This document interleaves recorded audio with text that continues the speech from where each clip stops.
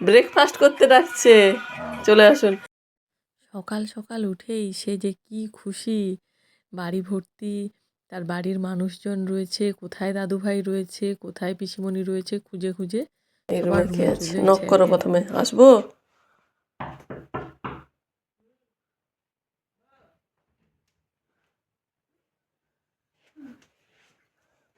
চলো দেখি পিসিমণিরা উঠছে। পিসিমণিরা উঠছে কি বলে, আমি তাদের কাছে কি যেতে পারি? আমি বলছি হ্যাঁ যাও। আসো। বলছে তাহলে তোমাকেও সঙ্গে যেতে হবে। হ্যাঁ ঠিক আছে, তুই গিয়ে সবাইকে তুলে দে, পিসিমণিরা রেডি হয়ে আসুক, ততক্ষণ আমরা ব্রেকফাস্ট বানাই। চলো ওকে। 4:30টার সময় উঠে পড়ছি তো। দিয়ে উঠে ব্রাশ করে আজকে ভাবছি ওদের জন্য একটু ব্রেড বাটার দিয়ে ওই ব্রেড টোস্ট মতন বানাবো, আর তার সঙ্গে একটু ডিম ভাজা করে দেবো। কালকের সবার জার্নি অনেকটাই হয়েছে, ফলে এখন ওদের একটু টায়ার্ডনেস রয়েছে। তো কি গো, একটা বেরিয়েছে কাঁঠাল ভিজা? বেড়ায়নি? হ্যাঁ একটাও বেড়ায়নি? ভালো বেড়াইছে। এই তো, ওটা ভারিছে তো ভালো। ঠিক আছে। ঠান্ডা তো, ভিতরে পালিয়েছো না? ঠান্ডা তো। দেশ থেকে যখন এই জিনিসগুলো আসে না, তার মানে মূল্যটাই অনেক বেড়ে যায়। এই যে কাঁঠাল বীজ কয়েকটা ওখানে আমি বাপিকে বলেছিলাম জোগাড় করলে পাঠিয়ে দিতে, তো শেষ মুহূর্তে বলায় আম, মানে খুব বেশি জোগাড় করতে পারেনি, যতগুলো পেরেছে সেগুলোই পাঠিয়েছে। সেগুলো এই যে কেটে দিচ্ছে মা, আজকে দিয়ে দেবো এই ভেন্ডির তরকারিতে। ভেন্ডির তরকারিতে কাঁঠাল বীজ দিয়ে খেতে ভালোই লাগবে, অনেক দিন পরে এরম খাবো আর কি। তো ওর দাদু, পিসিমণি, দিদিভাই সবাইকে নিয়ে ছেলে ঘুরতে বেরিয়ে গেছে, একটুখানি ওদেরকে হাঁটাহাঁটি করতে নিয়ে। আমি ভাবলাম এই ফাঁকে রান্নাটা আমি সেরে রাখি।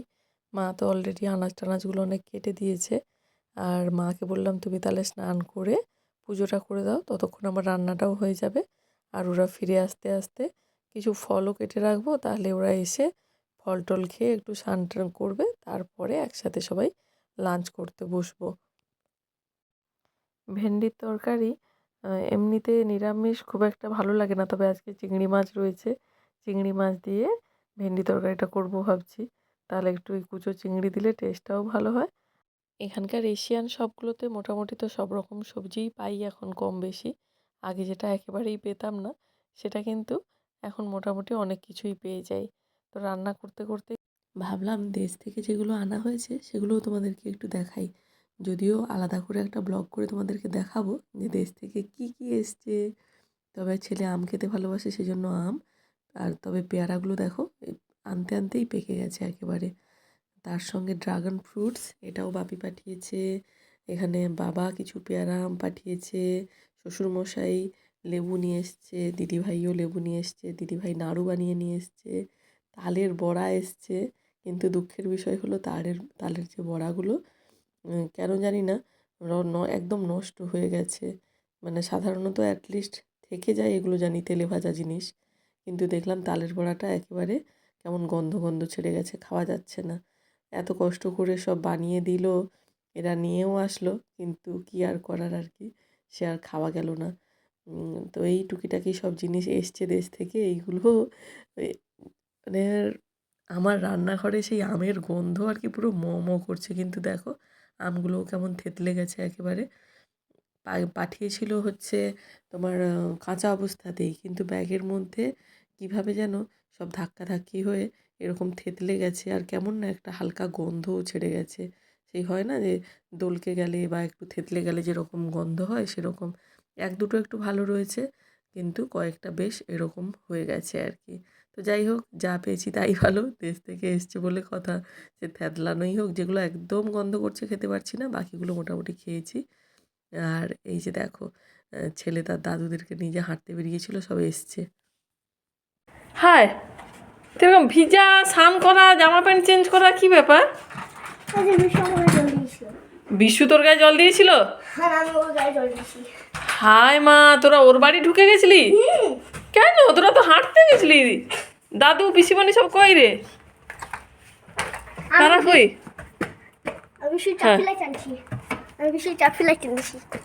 এ বাবা, দাদু আর পিসিমণি কই? কোথায় চলে গেছে? তোকে পাঠিয়ে দিয়েছে? হায় ঠাকুর, কোথায়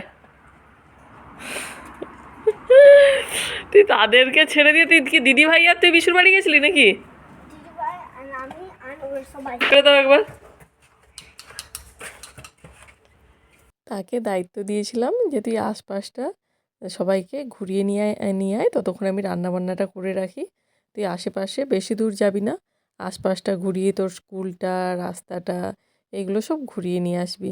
সে তাদেরকে নিয়ে সোজা হাজির হয়েছে তার বন্ধুর বাড়িতে, গিয়ে সেখানে নাকি সবার সাথে জল নিয়ে আমাদেরকে নিয়ে এ বাবা তুই বারবার বলছে আরে লোকের ঘরে যাবো না চলে আসো ভালো, নাতির সাথে ঘোরা তাহলে ভালো হয়েছে তো আপনার। তারপরে সবাই স্নান টান করে নিতে, ও তো স্নান করেই এসছে যথারীতি। ওর বন্ধুর বাড়িতে যখনই যায় দুজনে মিলে দুটো ওয়াটার গান নিয়ে দুজনকে ভিজিয়ে আসে। তারপরে এই যে সব খেতে বসেছে একসাথে লাঞ্চে, সবাই মিলে একই টেবিলে একসাথে খাওয়া দাওয়া করা। তারপরে এই যে খাওয়ার ভাগ করে খাওয়া, সব সময় চেষ্টা হচ্ছে যে পাশের জনকে কি করে ভালোটা দেওয়া যায়, মানে এটা সবার এই চেষ্টাটাই থাকে যে পাশের মানে দিদি হোক বাবা হোক পরস্পরের মধ্যে বা এই যে ভাই বোনের মধ্যেও যে তুই সব থেকে ভালোটা নে। এই যে ব্যাপারটা, এটা বেশ আমার ভালো লাগে, দুজনকে সব থেকে বেস্টটা দেওয়ার চেষ্টা।